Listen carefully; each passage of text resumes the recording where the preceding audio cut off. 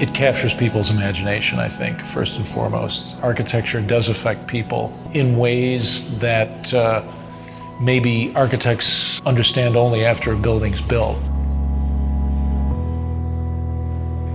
People perceive architecture as simply being an object or a vessel within which people are housed. And that's clearly not what our sense of architecture is. What the hell is an architect? What does an architect do? You know, what is the difference between an architect and a builder?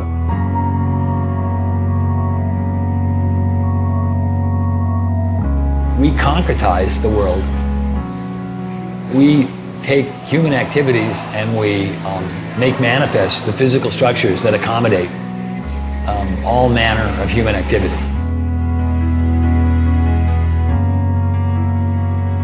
The design studio is a place where individual action and individual creativity is measured very directly by the people around them. When students are doing their job, they're shifting the focus of how we're talking and thinking about architecture.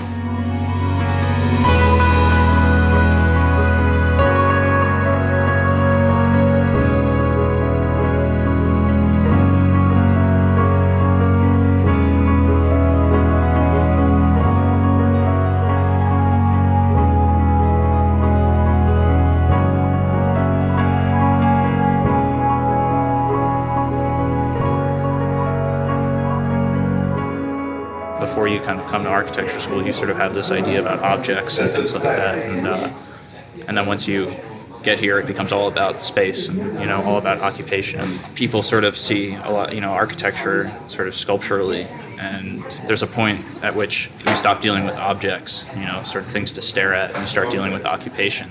I have a lot of friends who find it really hard to understand my schedule here and how we function here and being here at strange hours of the day and working environment and what studio space is like. And the way of working too, Yeah. That's really important. Yeah. So And also the idea of being critiqued. Being critiqued is it's a foreign concept really, to a really business foreign student. concept. Yeah. The design studio is a place where students have to perform on their own. They have to create something from their own imagination. They have to create something in response to a set of problems that are either given to them or they have to even invent the problem.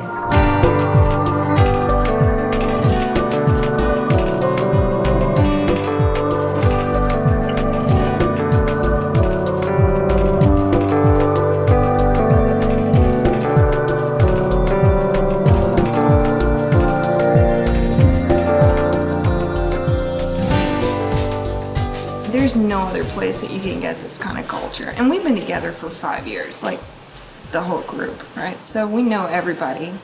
Everybody knows everything. It's like a second home. It's like a second community of people who are all struggling with the same questions.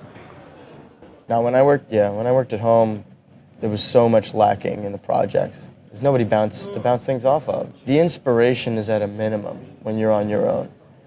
Architecture education in US is one of the best because of this studio system. Always students hang around their own studio and talking, learning from others. That is the most important space for the education of architecture. It's like they were hating on Robert Moses because he's so insensitive and he tore down neighborhoods and this, that, and the other. It's like, you know what? Get in a car, drive on the West Side Highway, take the Triborough Bridge into Manhattan. And then you will understand what he was trying to do. That visual procession in the automobile, spectacular. No. It is spectacular. You're thinking about it now because oh yeah, of course. Now we sit in traffic and we look at it. But back then, the city had to make that transformation. The great thing about architecture schools is it still takes place in a kind of space where people discuss the work together in a kind of both a personal way, a one-on-one way, and in a very public way.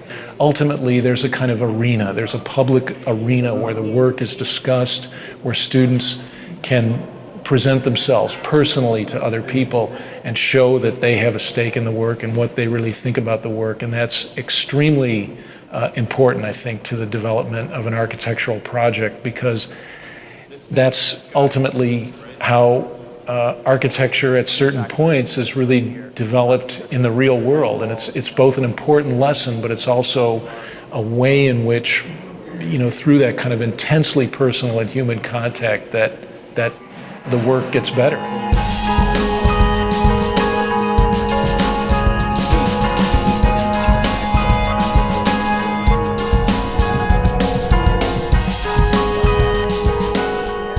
I think a lot of the culture of studio happens at the most random times, like the most random hours. I hope that, yes. I think the humor adds another level of energy, that you can bring.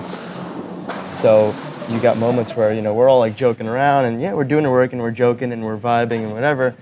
Some guy will come in here like, well, that's why you guys don't get any work done, because you're always doing the shit. And we're like, the f*** you. Go and do your project then and live in your little world by yourself. Because the humor brings the interaction, and the interaction brings the energy, and the energy, creates an output between everybody, that we can all feed off of. Don't forget, D, the boss. Everyone stays late, everyone's hanging out and smoking cigarettes and drinking a lot of coffee and not really necessarily at your desk drawing or whatever. Architecture school is a really strange, specific environment. You can't possibly put that much work into something, like hours and hours on, one drawing or whatever, and make it be productive. You could tell an architect that it's due tomorrow and they'll put in the 12 hours and it might actually look the same as if they spent a whole week on it, I should have gone home earlier than I did, because I just every 5 minutes I would take a little bit of glue and put it somewhere and then stop and figure out what the hell it is that I just did and then start over again, so. I have this terrible thing that happens to me that I call the design high, where I can't fall asleep because I can't stop thinking about my project. And it's I get home, and the whole walk home I'm exhausted, and as soon as I brush my teeth and wash my face and get into bed, I need to go back to studio. Your health is kind of put on hold to make room for your ideas. Architects are masochists in some ways. You're in there to all hours of the night. You're cutting yourself at 3 o'clock in the morning. You're rushing to the hospital to get stitched. I mean, you're putting these models together that you're tearing apart and then putting them together again. And then you're going through this iterative process of evaluation that is incredibly personal, but yet also very public. And you're constantly putting yourself on display, opening yourself up to attack and criticism. I mean, it's intense. Why would you subject yourself to that and put yourself through that if you didn't love it?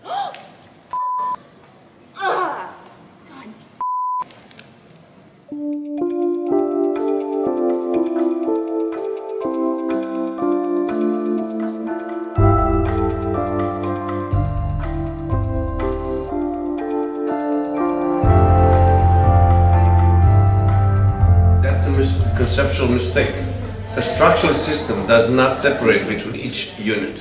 Usually the span of structure encompasses 3 or 4 units, or maybe more. Well, I understand, but I don't see why that has to necessarily be the case, especially It necessarily be this case. It has to be this case.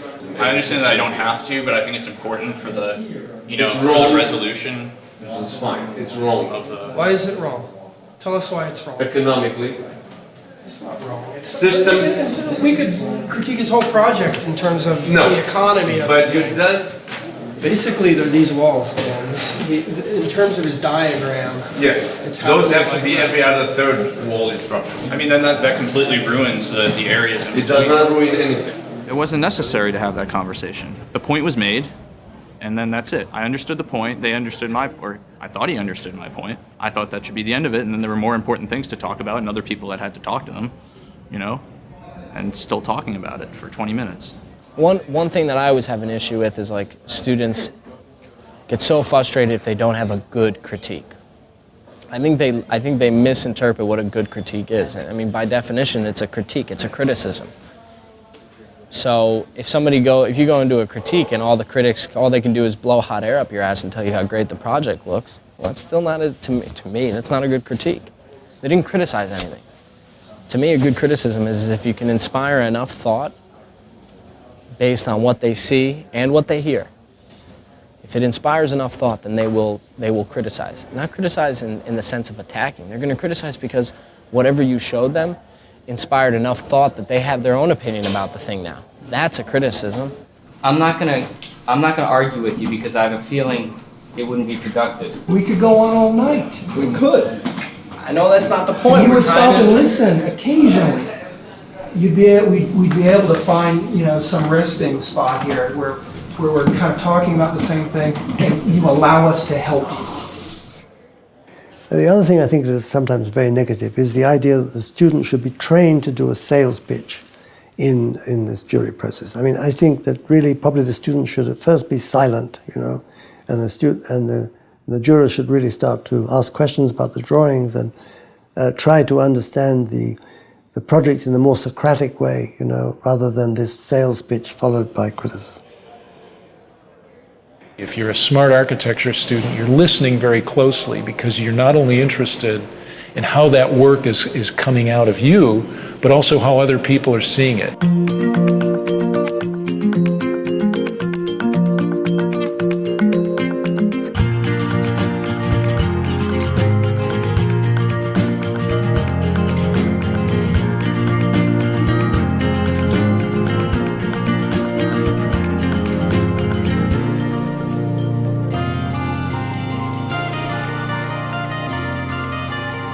The best architects, in my view, are the ones who bring a coherent view of the world to design. Those are the folks that become the best architects in the sense that they're the ones that progress the profession, innovate, create new ideas. The most important thing about being an architect is learning how to think clearly. You have to be able to think clearly to practice architecture. There's a tendency to see people as singular. If you're artistic, you're not practical.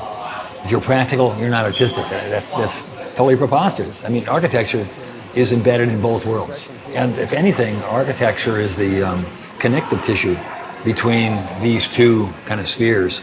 And it'd be impossible to live in one or the other.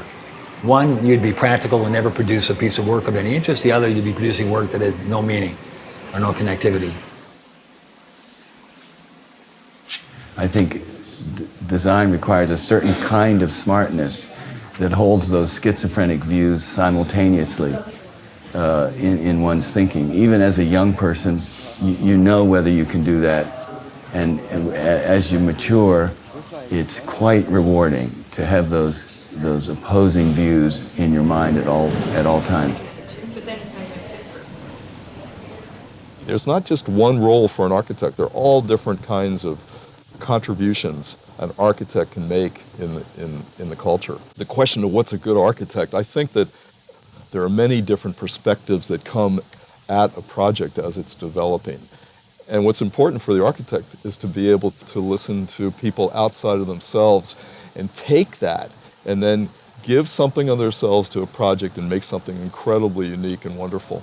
It has to be a person who's really willing to learn in a way that architects need to learn, which is they need to learn something every day for the rest of their lives. You've got to be, in a sense, kind of driven by that, in a sense, kind of inner force. But I think you also have to have the ability to kind of work through something and to be able to look at particular problems and be able to kind of listen and learn and examine with great patience some of those questions. So again, it's a kind of left brain, right brain kind of dichotomy that is, constantly, those demands are constantly placed on you as an architect.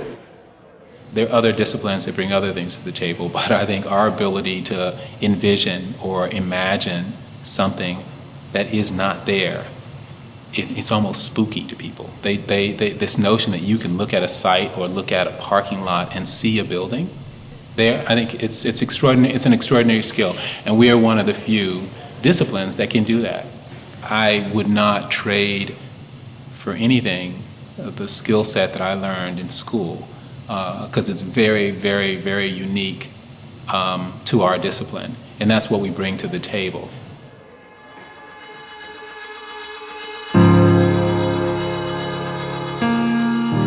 I don't believe schools of architecture, either historically or today, have particularly prepared young architects for the realities of architectural practice. Again, referring to this notion of a safe space where one can fail, where one can push the envelope in a sense. I think the academy always needs to be that. In a certain sense, you're a bit freer of the constraints of the real world.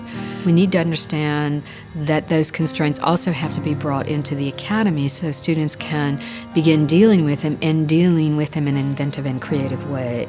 I think the academy should be a kind of idealized space, but it also has to be a kind of laboratory, a testing ground for the real world. And I don't think we're so good with the latter. I mean, we are still that ivory tower. Sometimes I think we lose a little bit of the reality of what our job is and what our profession is really about. I think people really forget the reality of what it's going to be like to be working as professionals. Architecture school is really unique because it's probably the only time that many of architecture students get to work on their own projects, because after that architecture is basically a service industry. I think that the profession is a lot different from the education in that you never work alone. It's hard to design an entire building by yourself. There's always other people that you have to network with or design with or consult. That collaboration is not usually present in school, which is a good thing and a bad thing, because during school you're trying to develop your own sort of way of working. You're very fast and you're only predicting what I'm going to say. Their education is not preparing them to become kind of architects in the full sense of the word architect, being both poets and practitioners. They are wonderful, they're talented, they're smart. The tragedy is that the students are not sufficiently prepared to be independent thinkers. They either function at the poetic level or they function at the pragmatic level. The two shall never meet. So we have to kind of help them put those two together. Do like a series of overlays where you'd start to see like if there's different spaces like this, how they would interact. So the walls are they're retaining walls. They're retaining earth. They're retaining memories. It's like an earthwork, yeah. But like if you give me a word like that, we can respond to it. Right? Let me ask you this: why are they working just to put these things? They're making things. Yeah. Right, and they're making things because they want to create something of value, right? Mm-hmm. Why do they just want to put it in storage? Do I think I might not be an architect? Sure. The likelihood that I work in an office after I graduate is pretty high, though. I don't think that people have to be stuck there for like 3 years and then get their license and then they do their own stuff. I want to start doing my own stuff and work in an office. I look forward to seeing what's going to happen. I'm excited to see what my signature ends up being. I want to teach and I want to write and I want to work for a firm that will let me do all of these things. I want to get some experience in a larger firm to see how they work and see how they operate. Do that, and then hopefully the long-term goal is to, start my own practice. The remarkable thing to me is how optimistic students of architecture are, how they sustain that optimism. And again, it's almost a bit like an actor or actress, that they still cherish that belief that they're going to break out of the chorus line in some way, even though the reality, as it is on Broadway, is very, very different. In part, it could be how they very quickly imbibe this notion of the star architect and this belief that, against all odds, that they might be able to make it. Well, today I think a lot of people, when they think of architecture, they think of architects. They think of the handful of brand name architects that they might have heard of, which to me is rather limiting. People only know Frank Gehry, I mean, there's other architects out there that are doing better work, greater work, more important work than Gehry. The problem is that the way we teach architecture right now is we sort of train everybody to do that exact same thing. The whole sort of pedagogical model right now is around creating the next generation of star architects. That's actually a flawed model. For many years, everyone wanted to be like Frank Gehry. They wanted to create great sculptures in the landscape. Whether those sculptures worked or not was largely irrelevant. The ability to use aerospace engineering to come up with forms that hadn't been built before was considered to be a primary task of someone coming out of school. That's over. That's over.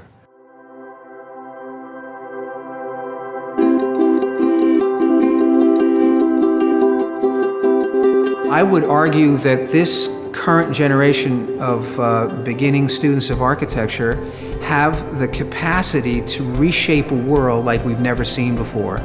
And they need to have access to as much technology and as much discourse, meaningful discourse surrounding these techniques and these tools so that they're fully prepared to go out into the world in the future to do something positive and productive. Students are coming out, they're working with individuals around the world who need shelter and who need ways of living that are affordable and supportable and sustainable. The students themselves have been pushing to force faculty to think differently about the way faculty see the environment, use the environment, and create objects that serve not just the aesthetic interests of the architect. It's fundamentally an optimistic profession. You don't go into architecture if you're a pessimist, if you don't actually believe that the world can get better. So I think you've got a bunch of optimists that go into this design profession who actually believe that their buildings are going to make the difference in somebody's life. I think that the built environment is something that people have such an appreciation for. If you don't care about this, then like what do you care about? It's about understanding human behavior, human desire, human want.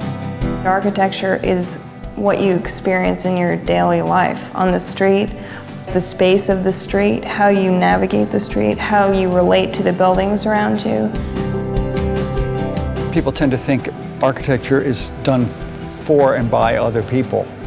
It's also done by you if you decide to maybe put a new window in your house or change the traffic flow in your house or your office. At architecture school, you got the freedom to, you don't like something, do something about it. That's what they told you for 5 years. Do something about it. Doesn't matter what, just do something about it.